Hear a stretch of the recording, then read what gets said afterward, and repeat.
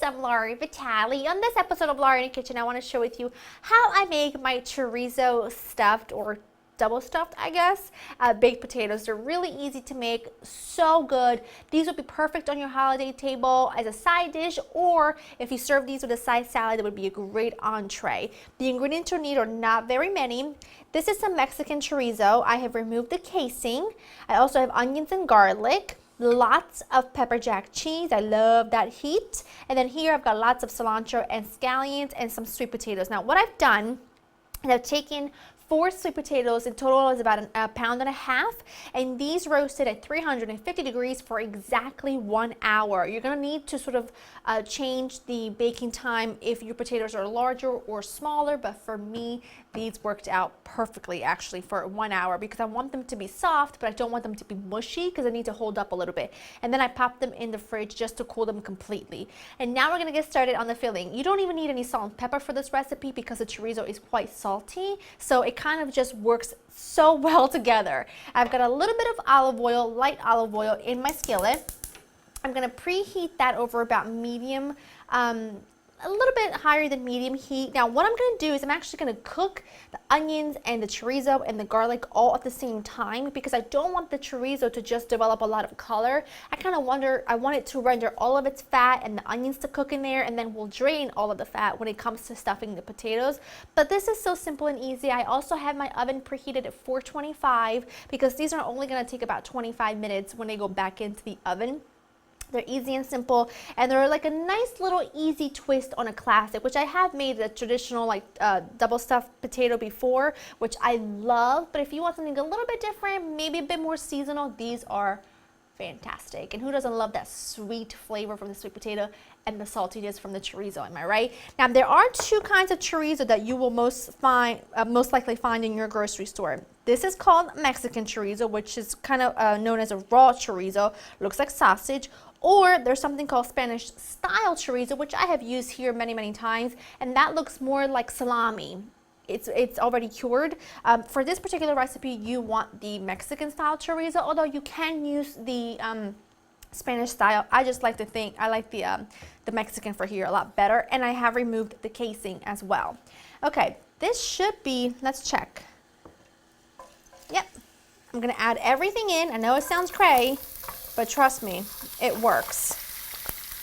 And like I said, I don't want to cook this at too high of a temperature. And now you're just going to be patient and take your spoon and break up the chorizo as much as you can. And as along the way, as this is cooking along the way, you come back in here with your wooden spoon, making sure you're breaking this up as much as you can. But once you let it cool, you can also do it by hand. But just take your time and let this cook until the chorizo is fully cooked through and develop some color along with the onions. All right, while this finishes up really quickly because it only needs a couple more minutes, I'm gonna work on the potatoes. Now what I'm gonna do is I'm gonna cut them, right? But clearly, now these are cold because I had them in the fridge. Now gently, I'm gonna scoop out some of the pulp, leaving a little bit of the border because otherwise the potatoes will fall apart. So these sweet potatoes, or sweet potatoes in general, yams, or whatever you want to call them, are a little bit more fibrous than regular potatoes, so you're going to have to just be a little bit careful that you don't rip the whole thing out. It's going to be tempting because they'll go down a lot faster, but just take your time, make a nice little boat out of each one, put the flesh in here. See, that's what you're looking for.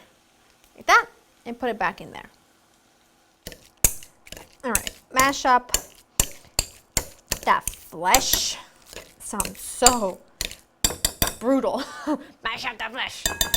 Okay, now with a slotted spoon, because I want to leave behind the fat, I'm going to, let's see, do it like so. I'm going to get my chorizo mixture all in here. It's going to be so good. See, all that is left behind. Okay, now I want freshness in the name of cilantro and scallions. And then I'm going to add a good handful of my pepper jack cheese. This is going to act like glue to pretty much hold everything together. And then what I'm going to do, I guess I'll just use the big one, is just mix everything together. I'm going to top these with just a little bit of more a little bit more, a little bit more pepper jack.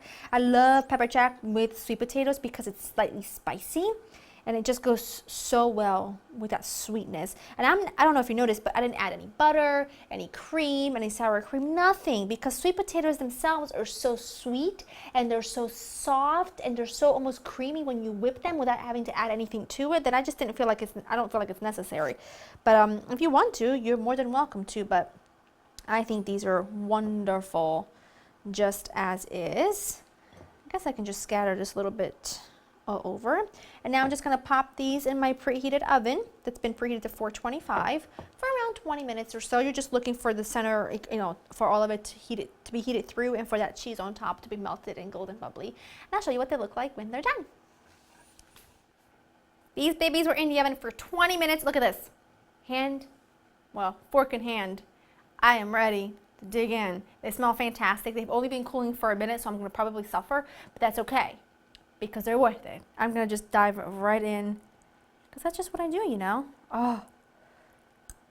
Oh, the top has gotten like, oh, that's going to be hot. The top has gotten like bubbly, golden, almost crispy. I've got a little bit of everything in here. Whoa. Give me a second. This could hurt.